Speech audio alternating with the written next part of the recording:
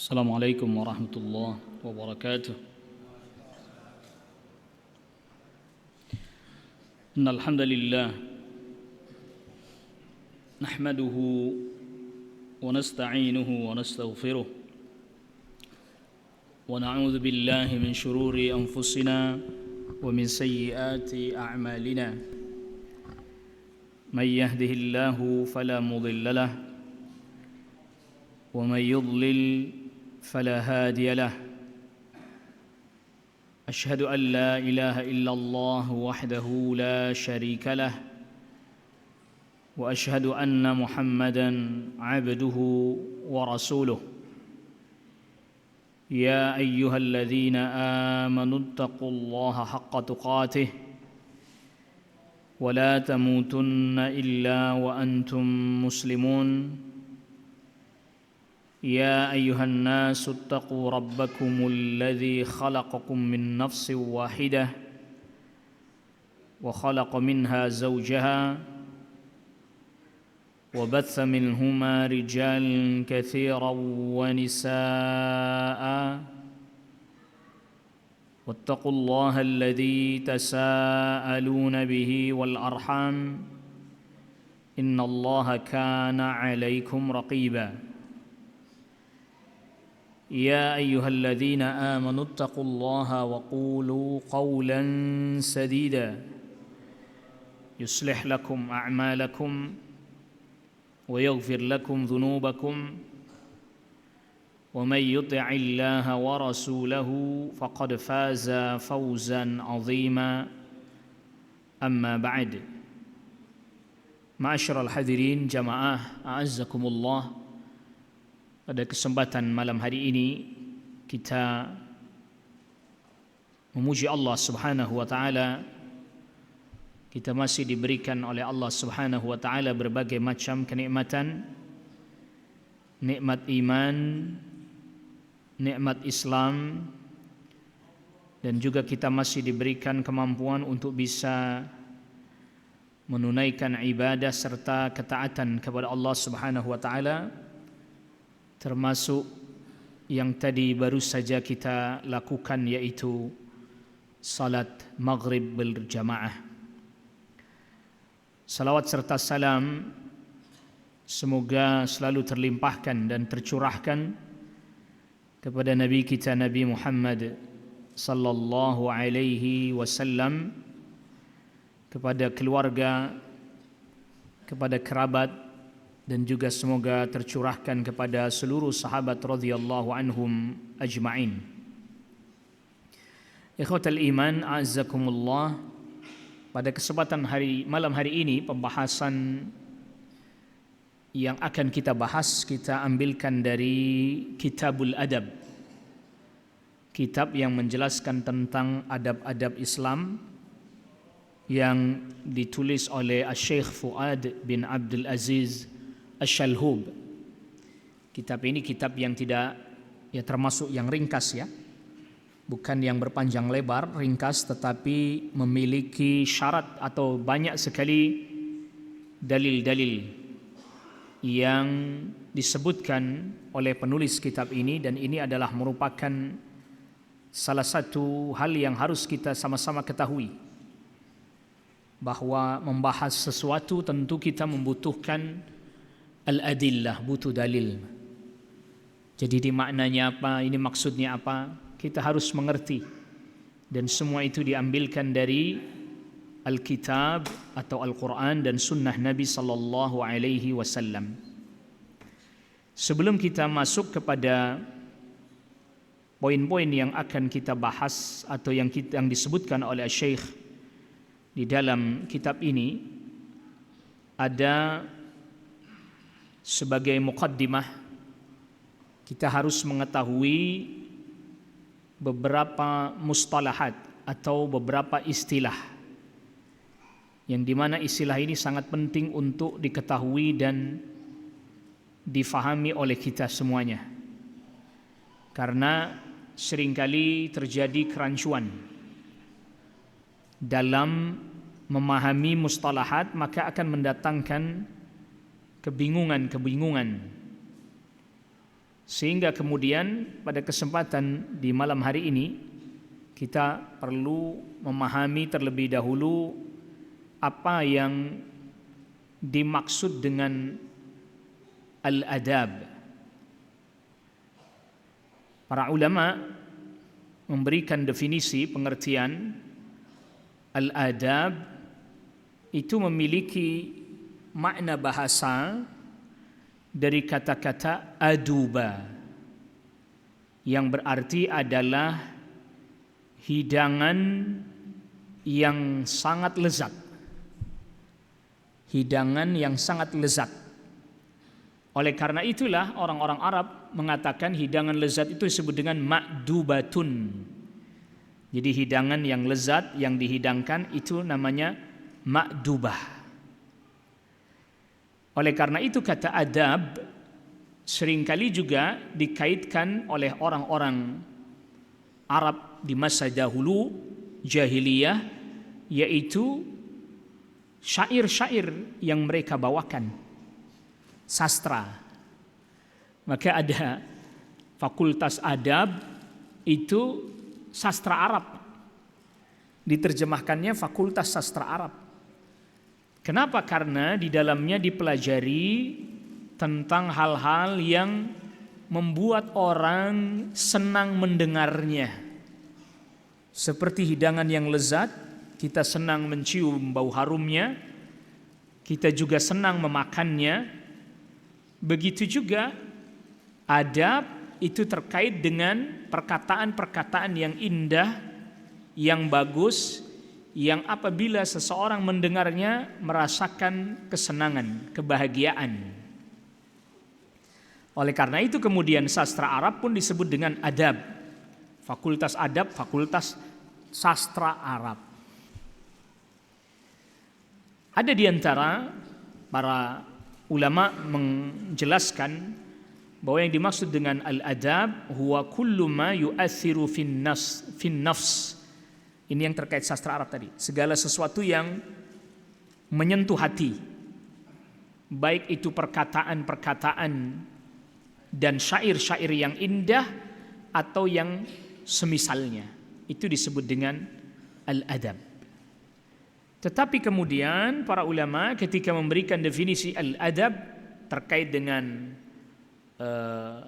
agama, terkait dengan syariat, adalah satu sebutan yang mencakup perbuatan-perbuatan yang bagus, yang indah, yang dibenarkan oleh syariat. Yang dibenarkan oleh syariat. Jadi dengan begitu, adab itu di dalam aturan syariat ya sumbernya dari syariat. Jadi satu aturan-aturan yang baik, yang bagus, yang indah, yang kalau seseorang mengerjakannya maka dia mendapatkan kebaikan, dan orang yang melihatnya juga menyukai hal tersebut secara syar'i tentunya maknanya. Jadi itu aturan-aturannya itu al-adab namanya. Aturannya harus begini, tahapannya harus begini, dan seterusnya. Nah yang kedua adalah al-khuluq atau akhlak.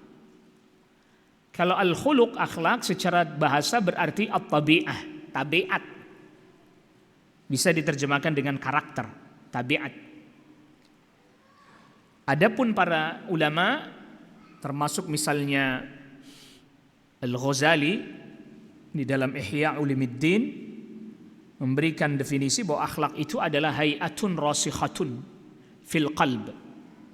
Satu keadaan yang tertanam, tertancap di dalam hati.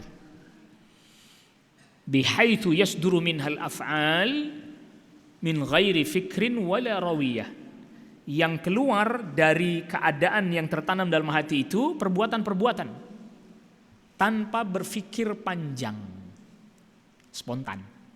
Di sini ada poin penting yang harus kita ingat. Pertama, dia tertanam di dalam hati, satu. Kedua, mengeluarkan perbuatan, baik itu ucapan, perbuatan, spontan.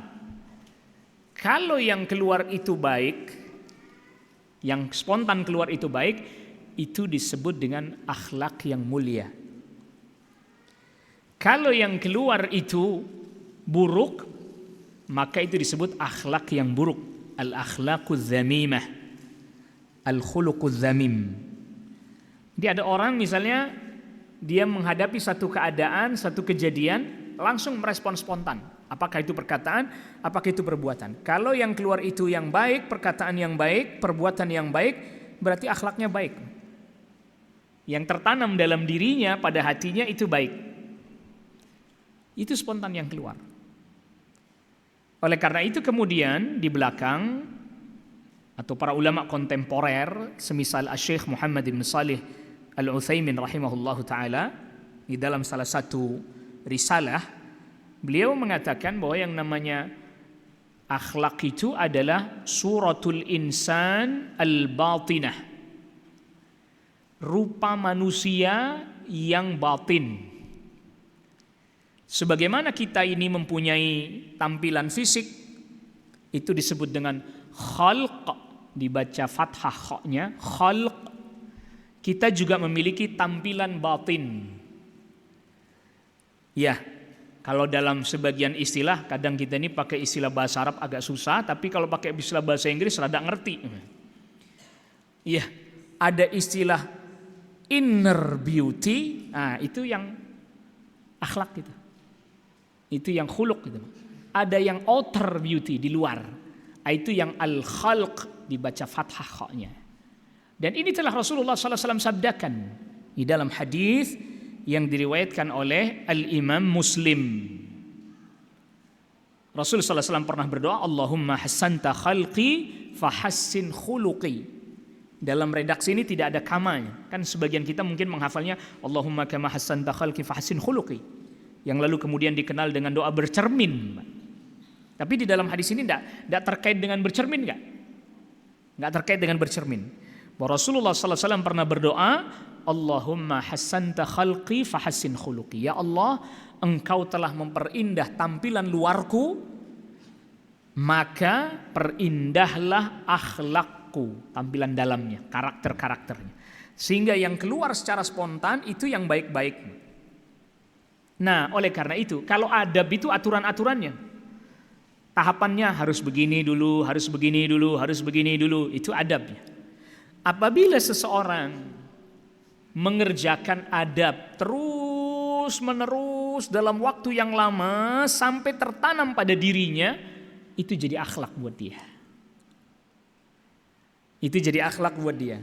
Jadi kalau al-adab itu lebih kepada aturan-aturannya.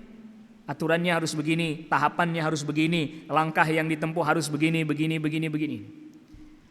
Dan kalau dia lakukan itu, dia ikuti itu terus-menerus, maka akan tertanam pada dirinya. Oleh karena itu, kalau kita sekarang membicarakan adab, maka bicaranya al-adabus syar'iyyah. Adab yang dilandasi syariat Islam. Atau disebut dengan al-adab al-islami, adab Islam. Tentu ini menjadi membedakan ya, membedakan. Jadi kita ini ada aturan-aturan, Pak. Atau bahasa lain ada norma-norma, ada nilai-nilai yang kita anut. Ada nilai-nilai itu diatur oleh syariat, ada nilai-nilai yang bersifat disepakati oleh orang banyak. Masyarakat tertentu, kaum tertentu. Nah itu yang membedakan. Kan di dalam Islam berbeda nanti, punya aturannya. Dengan aturan-aturan yang lain berbeda. Sehingga tidak bisa kita pukul rata, wah ini tidak sesuai dengan adab. Adab yang mana yang Anda maksud? Aturan syariat, atau yang dimaksud itu adalah norma-norma yang dianut oleh manusia. Terkadang nilai-nilai yang kita anut di tengah masyarakat kita, kaum kita, terkadang bertepatan dengan syariat. Terkadang sesuai. Terkadang tidak bersesuaian. Terkadang syariat tidak mempermasalahkan hal itu. Mubah-mubah aja, boleh-boleh aja. Tidak masalah. Misalnya contoh, di masa Rasulullah SAW, misalnya para sahabat, lo makan bareng itu di satu nampan bareng bersama-sama, Pak. Orang Indonesia kan kebanyakannya tidak biasa begitu. Makan di nampan bareng-bareng. Ada yang sudah biasa, tapi aslinya tidak biasa, asalnya tidak biasa. Makanya Disediakan piring, ada tempat nasinya, yang ambil sendiri-sendiri, bukan di satu wadah bareng bersamaan. Syariat mengajarkan seperti itu. Tapi apabila dia tidak melakukan hal itu, tidak berdosa. Makanya nanti adab itu ada yang wajib, ada yang mustahab, ada yang dianjurkan.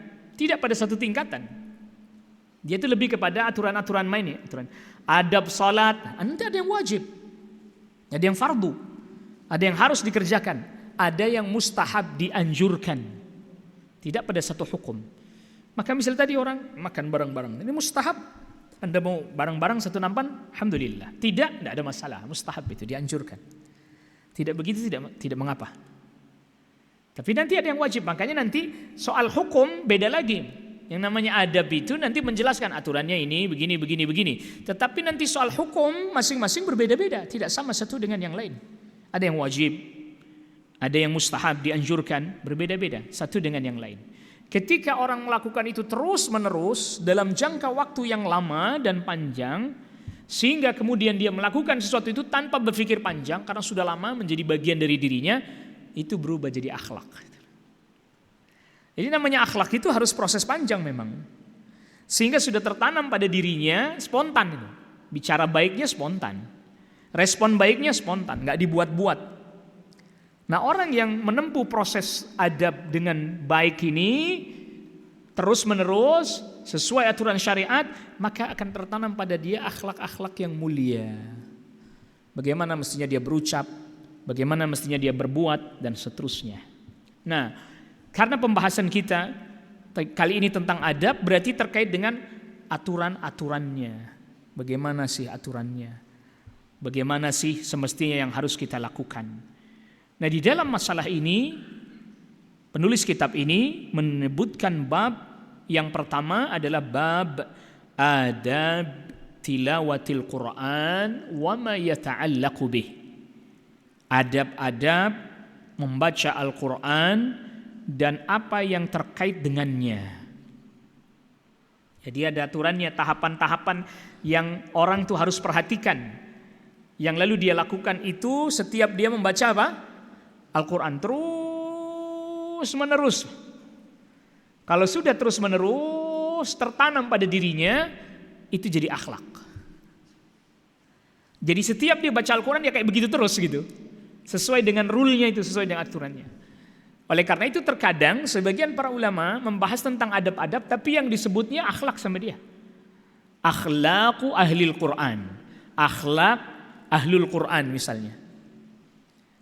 At-Tibyan, seperti Al-Imam Nawawi misalnya menulis kitab tersendiri, tajuknya At-Tibyan, kalau itu masih tajuknya adab. Fi adabi hamalatil Quran. Penjelasan terkait dengan adab-adab orang membaca, menghafal Al-Quran, mempelajari Al-Quran. Tapi ada juga di antara para ulama yang membawakan judul kitabnya Akhlaqu Ahlil Quran. Seperti yang ditulis oleh Al-Imam Al-Ajurri. Ada tajuknya, kitabnya bertajuk Akhlaqu Ahlil Quran. Akhlak Ahlil Quran. Artinya ketika orang itu dia mengikuti adab yang sudah disebutkan terus menerus, nggak henti-henti sampai itu tertanam pada dirinya, sehingga kapan dia baca Al-Quran dia akan melakukan adab tersebut. Kapan dia mendengar bacaan Al-Quran dia pun akan menunaikan adab tersebut, dan seterusnya. Dengan begitu melekatlah pada dirinya. Ketika sudah melekat, itu disebut dengan akhlak. Spontan nih, kapan dia baca Al-Quran mesti begitu. Nah, di dalam pembahasan tentang bab adab tilawatil Quran, adab terkait dengan membaca Al-Quran, sebelumnya Syekh membawakan beberapa dalil dari Al-Quran dan Sunnah terkait dengan keutamaan Al-Quran, terkait dengan apa yang menjadi pendorong utama untuk orang itu membaca Al-Quran dengan baik, dengan benar. Yang pertama adalah firman Allah yang dibawakan di sini, firman Allah Subhanahu wa taala di suratul Hijr ayat yang ke-9. Itu firman Allah Subhanahu wa taala, "Inna nahnu nazzalna dzikra wa inna lahu lahafizun." Sesungguhnya kami, ingat catatan penting selalu ini harus kita ingat, karena ini kapan kita dapati kata kami terkait dengan Allah Rabbul Alamin, itu sama sekali tidak bermakna bahwa Allah Subhanahu wa taala itu banyak. Kan kami kan banyak gitu. Tidak bermakna begitu. Kenapa? Karena kalau kita tafsiri begitu nanti bertentangan dengan ayat-ayat yang menyebutkan bahwa Allah ahad, qul huwallahu ahad wa ilahukum ilahu wahid. Akan bertentangan dengan itu semuanya. Dan tidak mungkin ayat Al-Quran satu dengan lain bertentangan, itu tidak mungkin. Yang kedua, kalau ada yang mengatakan bahwa kalau menggunakan redaksi kami itu berarti Allah membutuhkan kepada makhluk, ini juga keliru. Karena Allah Subhanahu wa taala enggak butuh kepada siapapun. Al-Qayyum. Karena di antara makna Al-Qayyum, Allah mengatur segala sesuatunya sendiri, enggak butuh yang lain. Sebagaimana kita ketahui nama Al-Qayyum terdapat di dalam ayatul kursi. Allahu la ilaha illa huwal hayyul qayyum. Al-Qayyum. Dia mengatur, mengendalikan sendiri, enggak butuh Allah kepada yang lain. Mana yang ketiga, dan ini yang benar, wallahu a'lam, bahwa Allah Subhanahu wa taala mengagungkan dirinya sendiri dengan mengatakan sesungguhnya kami. Ini yang benar. Jadi yang pertama dan kedua menunjukkan banyak, itu tidak benar. Menunjukkan Allah butuh kepada makhluk, tidak benar. Tidak benar. Tetapi maknanya Allah mengagungkan dirinya sendiri. Sesungguhnya kami yang menurunkan az-zikr. Al-Quran disebut dengan zikir. Kami turunkan az-zikr. Al-Quran disebut sebagai zikir. Jadi orang baca Al-Quran itu berzikir juga itu. Kenapa disebut dengan az-zikr? Di antara para ulama menjelaskan karena di dalamnya disebut nama Allah. Karena di dalamnya juga disebut aturan-aturan dan syariat-syariat Allah.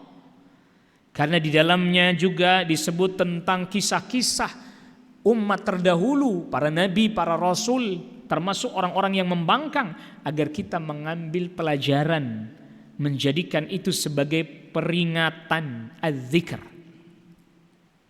Sesungguhnya kami yang menurunkan az-zikr, wa inna lahu lahafizun, dan sesungguhnya kami penjaganya. Ini kalau terjemahan yang ngikutin redaksi lafadznya, lahafizun, kami penjaganya, bukan kami menjaganya. Kalau kami menjaganya bentuknya kata kerja namanya itu. Ini tidak, bentuknya isim fa'il. Sungguh kami penjaganya. Artinya bahwa penjagaan Allah Subhanahu wa taala terhadap Al-Qur'an, kemurniannya terus-menerus kontinu. Sehingga ada asar yang diriwayatkan dari sahabat Ali bin Abi Thalib radhiyallahu an, minhu bada wa ilaihi ya'ud. Al-Qur'an itu datang dari Allah Subhanahu wa taala dan akan kembali kepada Allah Subhanahu wa taala. Nanti di akhir zaman, termasuk mendekati kiamat, itu Al-Qur'an diangkat oleh Allah Rabbul Alamin. Sehingga di mushaf-mushaf ini yang tadinya ada ayat hilang, sirna. Dia datang dari Allah Rabbul Alamin dan akan kembali kepada Allah Rabbul Alamin. Allah jaga. Jadi Allah jaga Al-Quran, lafaznya, redaksinya, lafaznya. Maka kemudian para ulama ahli qiraat, mereka meriwayatkan cara baca. Ini bentuk penjagaan pada redaksinya. Maka orang yang mempelajari ilmu qiraat, cara baca Al-Quran dengan berbagai macam riwayatnya, itu adalah bentuk penjagaan terhadap alfaz Al-Quran, lafaz-lafaz Al-Quran, redaksi Al-Quran. Yang kedua, dijaga maknanya. Oleh karena itu para ulama tafsir mencatat tafsirnya Rasul sallallahu alaihi wasallam terhadap ayat-ayat Al-Quran, tafsirnya para sahabat, tafsirnya para tabi'in, tafsirnya, penjelasannya para atba'ut tabi'in, dan seterusnya. Seperti yang dilakukan oleh Al-Imamul Hafidh Ibnu Jarir At-Tabari di dalam kitab tafsirnya Jami'ul Bayan. Dikumpulin riwayatnya. Yang menafsiri begini, riwayatnya disebutkan. Yang menafsiri demikian, riwayatnya disebutkan. Jadi bukan itu datang dari semata-mata penulis. Penulis hanya misalnya, saya lebih menguatkan tafsir yang ini karena alasannya ini. Tetapi riwayat disebutkan. Dan ini penting dalam rangka apa? Menjaga keotentikan makna Al-Quran. Sebab kalau tidak begitu nanti orang nafsiri Quran suka-sukanya sendiri. Na'udzubillah. Nasallallahu alaihi wasallam. Bahaya. Bacanya pakai riwayat, menafsirinya pakai riwayat. Ini termasuk salah satu bentuk penjagaan Allah Rabbul Alamin terhadap Al-Quran. Ya termasuk hadis-hadis Nabi SAW dicatat oleh para ulama ahli hadis itu dalam rangka menjaga keotentikan penafsiran Al-Quran. Al-Quran ditafsiri begini karena Rasul melakukan begini, karena Rasul pernah bersabda begini. Otentik. Tidak asal-asal aja.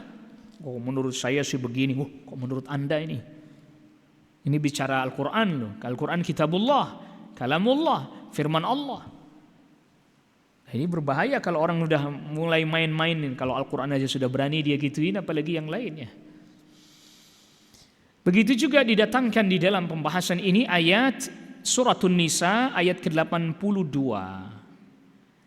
Yaitu firman Allah Subhanahu wa taala, "Afala yatadabbarunal Quran walau kana min 'indi ghairillah lawajadu fihi ikhtilafan katsira." Apakah mereka tidak mentadabburi Al-Quran? Dia berusaha memahami maknanya dengan baik. Tadabbur.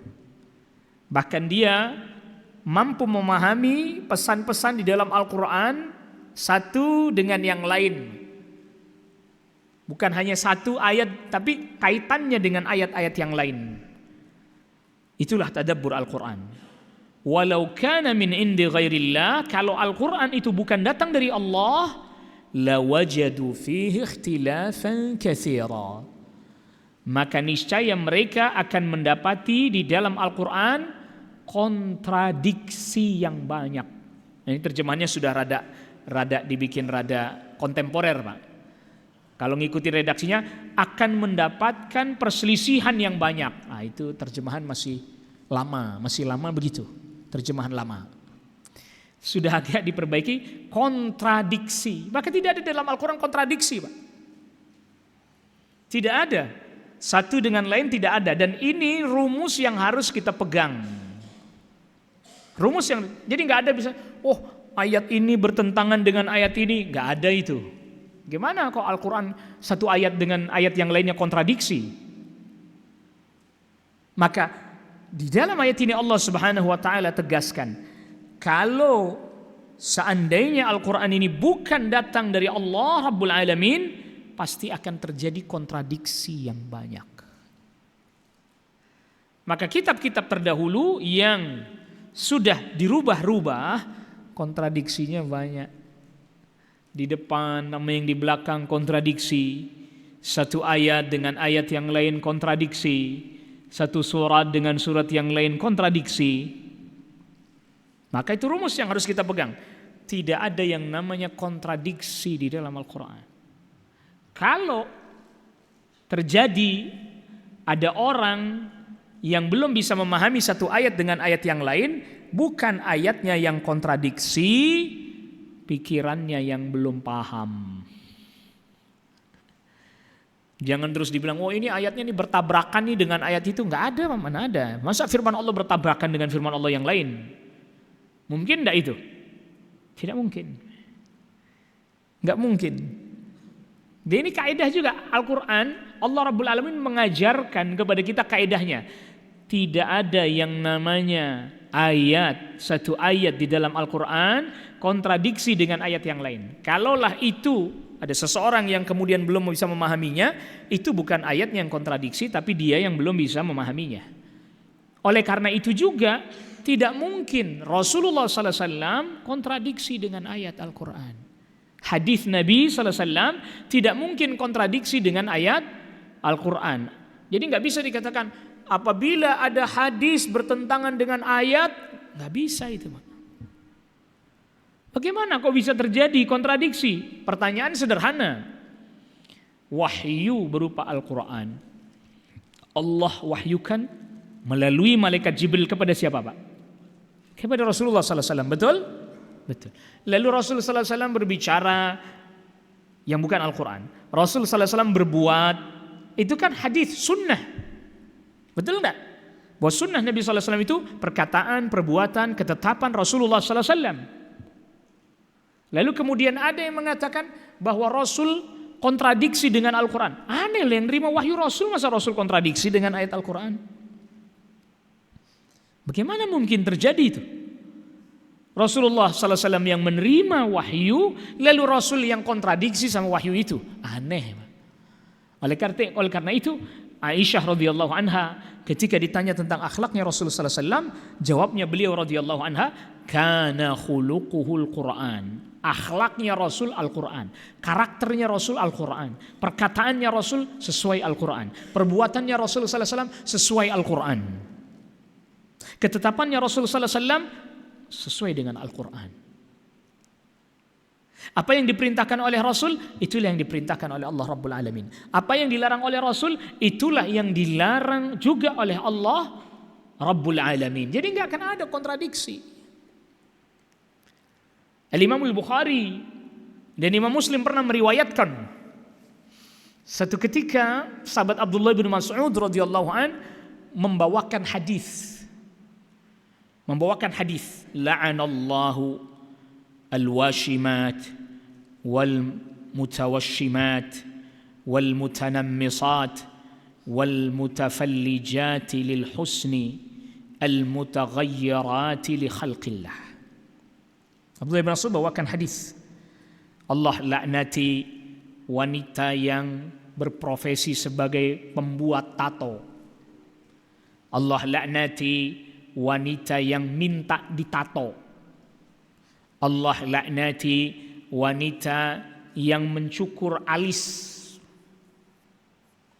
Allah laknati wanita yang merenggangkan gigi. Giginya kagak renggang, sengaja dibikin renggang biar kelihatan lebih indah, bagus, cantik. Nah, di sebagian negeri gigi renggang tuh cantik. Nah, ada di sebagian negeri begitu, sebagian negeri Arab gigi renggang tuh cantik. Kalau di kita gigi renggang nyelip mulu makan daging. Al-mughayyirati li khalqillah, yang merubah-rubah ciptaan Allah. Yang merubah ciptaan Allah. Nah, lalu kemudian ada seorang wanita dari salah satu suku Arab namanya Bani Asad datang kepada sahabat Abdullah bin Mas'ud, namanya atau dikenal dengan Ummu Ya'qub. Kata Ummu Ya'qub kepada sahabat Abdullah bin Mas'ud, saya mendengar bahwa Anda katanya melaknati begini. Sebagaimana disebutkan dalam hadis ini. Kata sahabat Abdullah bin Mas'ud, iya, memang saya melaknati begini. Kok bisa Anda melaknati hal-hal tersebut? Bagaimana saya tidak melaknatinya? Sedangkan sesuatu itu disebutkan di dalam Al-Quran, di dalam Kitabullah. Lalu kemudian kata Ummu Ya'qub, saya udah baca Al-Quran dari depan ke belakang, khatam, baca lagi, nggak saya ketemukan, nggak saya dapati di dalam Al-Quran yang melaknati begini seperti yang kau sebutkan. Jadi udah dari dulu Abdullah bin Mas'ud dilabrak emak-emak.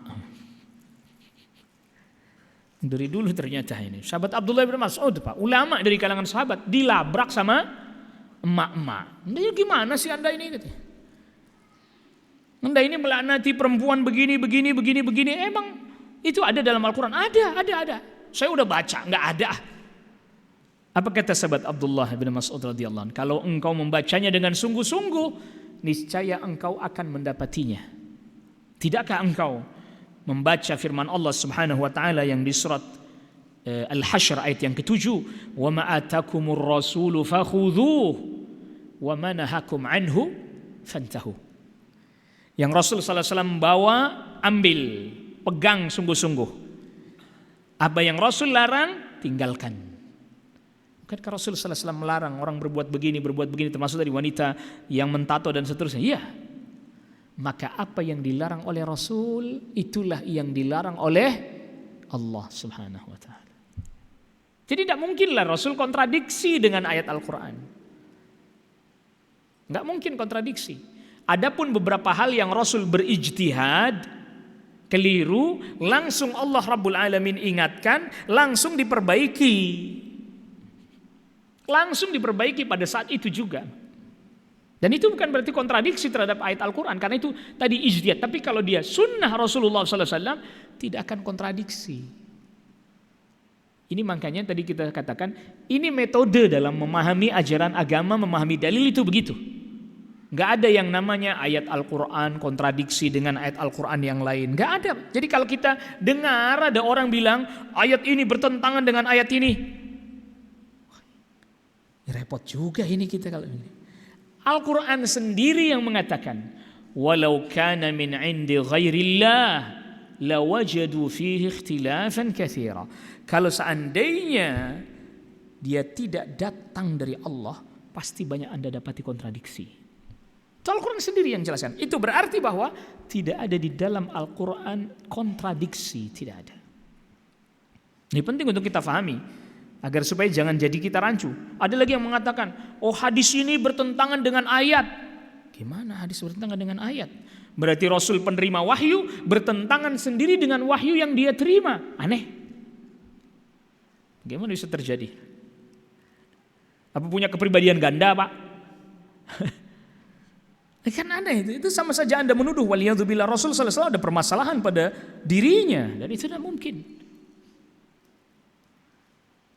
Begitu juga didatangkan firman Allah Subhanahu wa taala, afala yatadabbaruna al-Qur'an am ala qulubin aqfaluha, di surat Muhammad ayat ke-24. Apakah mereka tidak mentadabburi Al-Qur'an atau memang hati mereka telah tertutup? Ada penutupnya, ada gemboknya. Aqfal jamak dari quflun, gembok lah terjemahan kita ini. Jadi artinya siapa orang yang berusaha untuk mentadabburi Al-Quran, niscaya dia akan bisa mendapati makna-makna yang baik yang bisa dia ambil. Tapi karena gemboknya ini nggak dibuka-buka, orang-orang Quraisy itu paham makna Al-Quran, paham karena Al-Quran turun dengan bahasa mereka. Tapi karena berhubung ada gembok-gembok yang nggak dibuka, Pak, susah jadinya untuk menerima kebenaran. Ya, di antara gembok-gembok penutupnya banyak. Di antaranya seperti sudah terlanjur mengikuti apa yang dipegang oleh kaum mereka. Orang Quraisy dipegang tradisi kaumnya. Iya sih, benar sih Al-Quran, benar sih. Tapi ya gimana nih, orang-orang pada nggak kayak gitu, ya udahlah saya ikutin orang-orang aja dah. Itu diantara gemboknya itu nggak dibuka udah deh. Kalau itu nggak dibuka dia nggak akan terima itu. Gimana, habis orang tua saya, kaum saya pada begitu semua, masa iya saya nggak begitu? Ntar apa kata orang? Lah udah, gembok gitu Pak. Gembok, terbelenggu dia, hatinya terbelenggu. Sulit akhirnya bisa menerima kebenaran Al-Quran. Begitu juga firman Allah Subhanahu wa taala yang di surat Al-Muzammil ayat keempat, warattilil Qur'ana tartila. Baca Al-Quran dengan tartil. Bacanya benar, lafaznya benar, huruf-hurufnya benar, termasuk juga benar dalam memahaminya. Bukan hanya sekedar membacanya. Waqal, dan Nabi SAW bersabda menjelaskan tentang keutamaan membaca Al-Quran dan mengkaji isi Al-Quran. Wa majtama'a qaumun fi baitin min buyutillah, dan tidaklah satu kaum yang berkumpul di salah satu rumah Allah, masjid Pak. Yang dimaksud dengan rumah Allah di masjid, Baitullah ini maksudnya adalah tempat di mana orang beribadah kepada Allah. Bukan rumah Allah itu berarti Allah ada di situ, bukan. Ka'bah, Baitullah. Berarti Allah tinggal di situ. Bukan itu maksudnya. Maksudnya adalah itu rumah tempat yang orang beribadah kepada siapa? Kepada Allah, masjid. Oleh karena itu para ulama jelaskan, ketika itu disebut Baitullah itu namanya idhafatu tasyrif. Disandarkan kepada Allah, pemuliaan terhadap tempat itu. Kenapa masjid disebut dengan Baitullah, rumah Allah? Memuliakan masjid. Bahwa masjid digunakan untuk beribadah kepada Allah, untuk ketaatan kepada Allah. Begitu. Makanya dia disebut apa? Baitullah. Jadi itu pemuliaan terhadap masjid, bukan berarti Allahnya tinggal di situ. Ini perlu dijelaskan, kadang sebagian orang dengar rumah Allah, emang Allah tinggal di situ. Nah ini repot ini. Ini repot ini. Pemahaman itu mesti harus diluruskan, kalau enggak belok-belok. Tidaklah satu kaum yang duduk di rumah Allah, yatluna kitab Allah, membaca kitab Allah, Al-Quran. Wa yatadarasunahu bainahum, tadarus. Yatadarasunahu, bertadarus, mengkaji isinya. Kalau di kita kan tadarus cuman baca. Ya? Padahal makna yang benar tadarus itu mengkaji isinya, tadarus. Dars, belajar, pelajaran, Pak. Ya tadaras, saling mempelajari itu. Ada yang baca, setelah baca dijelaskan, itu namanya tadarus. Kalau cuman baca yatluna kitab Allah, dia hanya baca. Yatadarasunahu, mengkajinya. Jadi orang belajar tafsir, orang belajar fiqih, orang belajar hadis, termasuk orang belajar adab. Maka tadi kita sudah katakan sumbernya dari Al-Quran, dari hadis Nabi sallallahu alaihi wasallam. Maka dia sedang tadarus Al-Quran. Seperti kita sekarang ini duduk, tadi ayat Al-Quran kita bacain, kita jelasin. Surat ini ayat sekian, maknanya demikian. Itu tadarus juga namanya. Duduk di masjid, dibacakan ayat, yang lain dengerin. Lalu kemudian dijelaskan. Itu berarti dia masuk ke dalam hadis ini. Illa nazalat alaihimus sakinah. Melainkan mereka kaum yang duduk di masjid, membaca Al-Quran, mengkaji isinya, melainkan turun kepada mereka ketentraman, ketenangan. Wa ghasyiyatuhumur rahmah, mereka diliputi rahmatnya Allah Subhanahu wa taala. Wa haffathumul malaikah, dikelilingi malaikat. Ya kita enggak ngelihat. Kita ngelihat ketakutan, bubar kita. Iya, malaikat dalam wujud aslinya besar. Dikelilingin para malaikat. Wa dzakarahumullahu fi man 'indah, itu kaum yang duduk di masjid membaca Al-Quran, mengkaji isinya. Allah Subhanahu wa ta'ala memuji-muji mereka, menyebut-nyebut mereka di hadapan para malaikatnya. Allahu Akbar. Kita nih, nama kita disebut-sebut sama presiden di depan orang banyak, seneng Pak. Nama kita disebut-sebut di pentas internasional. Senang banget tuh, hebat namanya. Sampai disebut-sebut di PBB misalnya itu. Tentu disebut kebaikan, bukan disebut keburukan. Ya? Senang kita. Wah, bahagianya. Apalagi orang tuanya yang dengar itu, bahagia banget. Kenapa? Anak saya sampai dipanggil karena prestasinya sama presiden misalnya. Dipanggil di pentas internasional, namanya dikenal, disebut-sebut. Bangga bener orang jadi kenal anak saya. Tuh. Bagaimana kalau yang menyebut-nyebut Allah Rabbul Alamin, pencipta, penguasa, pengendali seluruh alam semesta ini. Disebut-sebutnya di hadapan para malaikat, hamba-hamba Allah yang dimuliakan, yang tak pernah berbuat kemaksiatan, yang selalu taat kepada Allah Subhanahu wa ta'ala. Senang benar mestinya kita itu. Nah, maka hadis ini juga memotivasi kita agar kita semangat belajar, menuntut ilmu. Ketenangan datang, ketentraman datang, diliputi rahmatnya Allah, dikelilingin para malaikat. disebut-sebut oleh Allah di hadapan para malaikat yang ada di sisi Allah. Ini hadis sahih, diriwayatkan oleh Al-Imam Muslim dalam sahihnya. Waqal, dan Nabi SAW juga bersabda, hadis sahih diriwayatkan Al-Imam Al-Bukhari dari sahabat Uthman ibn Affan radhiyallahu an. Hadis ini masyhur, insyaallah kita sering dengar. Khairukum man ta'allama al-Qur'ana wa 'allamahu.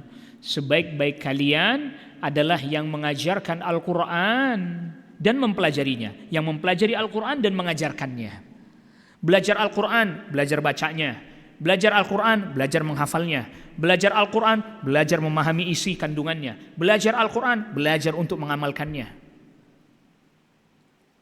Jadi jangan berhenti sampai belajar bacanya doang, itu bagian daripada belajar Al-Quran. Tapi belajar Al-Quran bukan hanya sekedar membaca, bukan hanya sekedar menghafal. Jauh lagi adalah agar dia mentadaburinya dan mengamalkannya. Oleh karena itu, ini sahabat Utsman bin Affan radhiyallahu an yang meriwayatkan hadis ini. Khairukum man ta'allama al-Qur'an wa 'allamah, dan sahabat Utsman bin Affan radhiyallahu an mempraktekkannya. Makanya beliau ketika jadi khalifah ketiga dari Khulafa ar-Rasyidin, beliau itu termasuk salah satu aktivitasnya khalifah di zaman beliau jadi khalifah, ngajar baca Al-Qur'an di Masjid Nabawi. Jadi ada halaqah Al-Qur'an, orang pada nyetorin bacaan Al-Qur'an, yang mendengar, menyimak, dan kalau ada kekeliruan tentu diperbaiki. Itu sahabat Utsman bin Affan, khalifah langsung. Anda bisa bayangin ya, ada presiden di Masjid Istiqlal punya halaqah Al-Quran. Masya Allah, itu viral kayaknya itu. Langsung viral itu, luar biasa ini. Presidennya orang Indonesia, misalnya, ini misalnya kan kita berharap yang baik-baik. Iya kan, Presiden Indonesia ada majelisnya halaqah Al-Quran di Masjid Nabawi, di Masjid Istiqlal. Wah, tuh langsung liputan berita dunia langsung meliput. Wah, luar biasa ini. Presidennya ngajar apa? Al-Quran. Tapi didampingi pas pampres mesti itu, Pak. Kalau enggak jadi ngajar Al-Quran, ngajak foto-foto aja terus ntar tuh jemaah. Jemaah kita kan senangnya foto-fotonya daripada ikut halaqahnya itu. Kita dengarkan azan terlebih dahulu. Wassallallahu ala nabiyina Muhammadin wa alihi washabbihi wasallama tasliman katsira.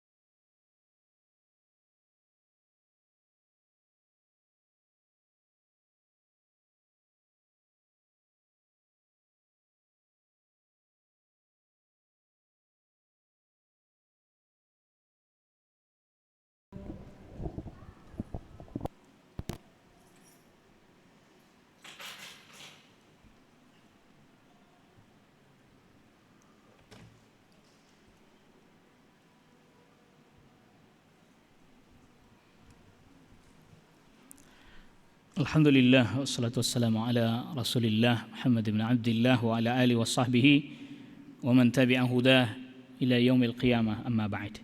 Ikhwatal iman, a'azzakumullah. Kita lanjutkan. Lalu kemudian selanjutnya didatangkan hadis Nabi sallallahu alaihi wasallam yang diriwayatkan oleh Al-Imam Al-Bukhari dan Imam Muslim. Namun lafadznya ini, redaksinya ini adalah redaksinya Al-Imam Muslim. Al-mahiru bil-Qur'ani ma'as safaratil kiramil bararah walladhi yaqra'ul Qur'an wa yatata'ta'u fihi wa huwa alaihi syaqqun lahu ajran. Orang yang mahir, pandai membaca Al-Quran, tentu bukan hanya sekedar pandai dengan bisa membaca dan menghafalnya, tapi juga dia apa? Mengamalkannya. Ma'as safaratil kiramil bararah, mereka bersama dengan para malaikat yang mulia lagi baik. Malaikat disebut dengan safarah karena mereka jadi duta yang diutus oleh Allah Rabbul Alamin. Jadi kedudukan, kemuliaan mereka yang mahir membaca Al-Quran, mengamalkannya, itu bersama dengan para malaikat yang mulia. Walladhi yaqra'ul Quran, dan orang yang membaca Al-Quran, wa yatata'ta'u fihi, terbata-bata, wa huwa alaihi syaqqun, dia susah banget. Susah, karena apa? Memang bukan bahasanya kita, jadi susah. Pengucapan hurufnya pun ada, bukan cuman ada, banyak yang gak sama dengan pengucapan huruf yang biasa kita ucapkan. Jim itu beda sama J. Bunyinya udah lain tuh, Pak. Jim beda dengan J-nya orang Indonesia. J-nya orang Indonesia jalan-jalan. J-nya orang Indonesia. Kalau J-nya pakai jim, jalan-jalan. Oh, lain udah tuh, Pak. Itu baru jim doang, itu belum huruf yang lain, huruf yang susah kayak bod. Itu nggak ada padanannya itu di dalam bahasa kita. Makanya orang susah nulisnya ke bahasa tulisan Latin. Wudu, tuh. Ada yang nulisnya pakai DH, wudhu. Ada yang pakai DL, wudlu. Ah itu tuh. Kedua-duanya nggak tepat. Karena memang bukan begitu. Itu huruf kagak ada padanannya di dalam huruf kita. Orang J-nya aja beda. Masa begitu aja beda? Beda, Pak. A'udzubillahi minasyaitonir rajim. Bukan nirrajim, bukan begitu, bukan. Ditebelin kan. Jim tuh. Lain, Pak. Makanya kita seringkali susah. Apalagi yang susah ngurupin huruf fa, pa. Fa, pa. Fa, pa. Alam tarokai papa ala. Saya pernah dapat itu, ada santri begitu, udah saya bilang wah gimana ini. Pindah, saya bilang gurunya tuker yang ini. Kenapa? Dia lebih sabar, kayaknya perlu bertahun-tahun ini. Ngerubah pak jadi fa. Kan susah kan? Ya bilang gimana ngomongin bot itu, tambah susah lagi itu. Ya memang begitu. Nah, orang yang baca Al-Quran terbata-bata susah, lahu ajran, dapat 2 pahala. Pertanyaan, di masa Rasulullah SAW waktu beliau masih hidup, emang para sahabat kesusahan baca Al-Quran? Enggak, itu bahasa mereka.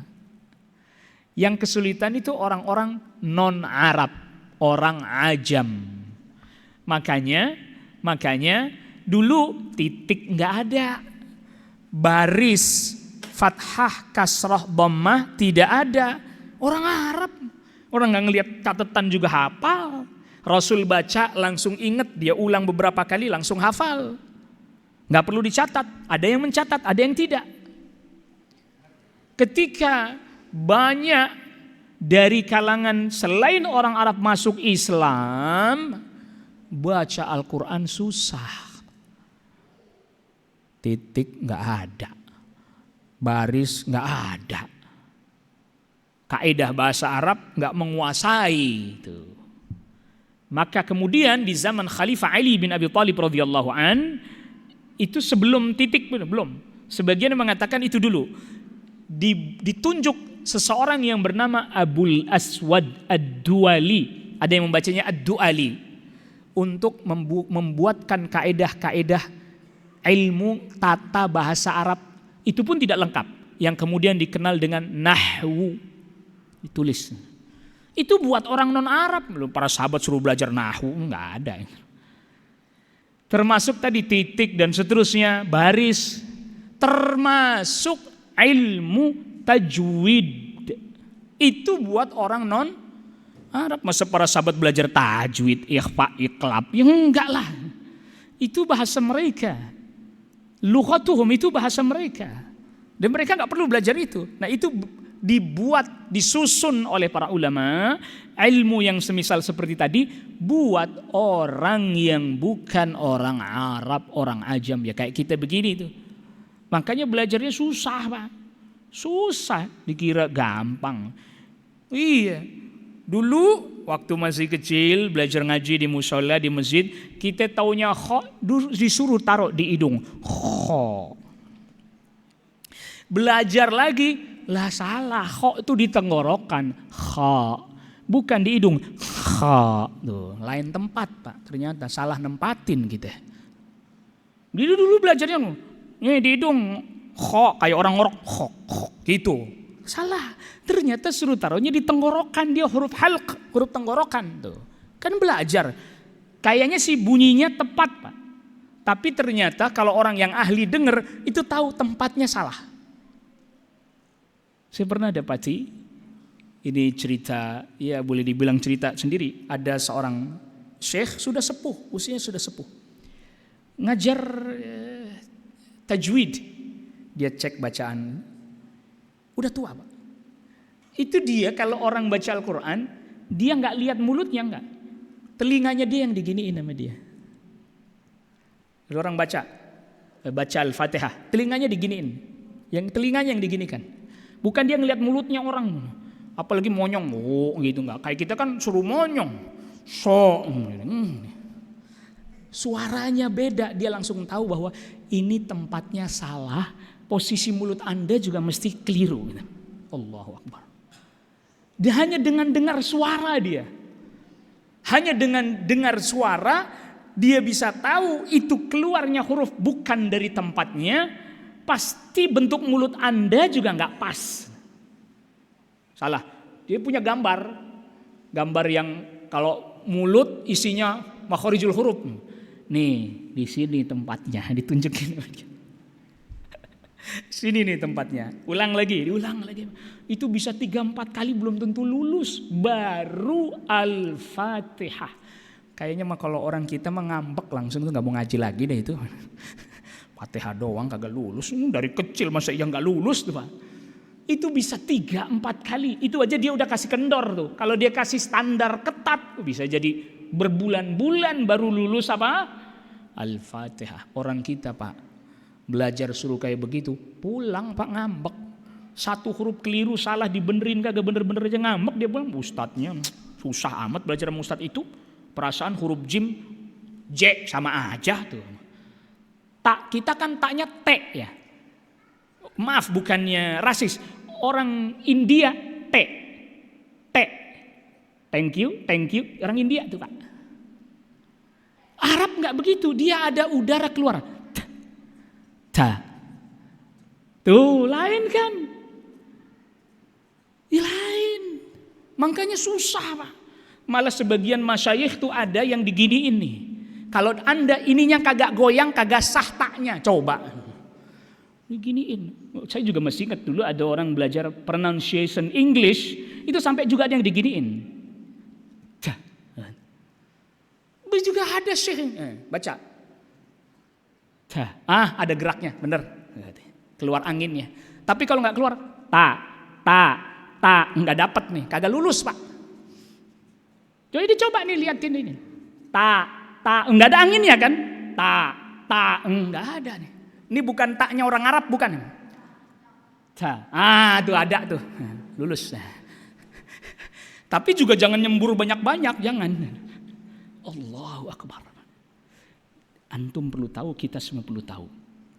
Jadi keindahan bacaan Al-Quran itu letaknya pada ketepatan, akurasi, mengeluarkan huruf plus dengan sifat-sifat dan hukum-hukumnya, Pak. Mau Anda bacanya lurus saja, kagak ada cengkok-cengkok lagu-lagu, tapi ngucapinnya keluar hurufnya tepat dari tempat keluarnya, makhrajnya. Sifat-sifatnya kena semuanya, hukum-hukumnya tepat, indah. Wallahu ta'ala ala wa alam. Belum ada tanya jawab, baru pembukaan. Jadi kita tutup aja dulu ya. InsyaAllah nanti kita lanjutkan di pertemuan yang selanjutnya. Wassallallahu ala nabiyina Muhammadin wa alihi wa sahbihi wa sallama tasliman katsira. Subhanakallahumma bihamdik, asyhadu an la ilaha illa anta astaghfiruka wa atubu ilaik. Assalamualaikum warahmatullahi wabarakatuh.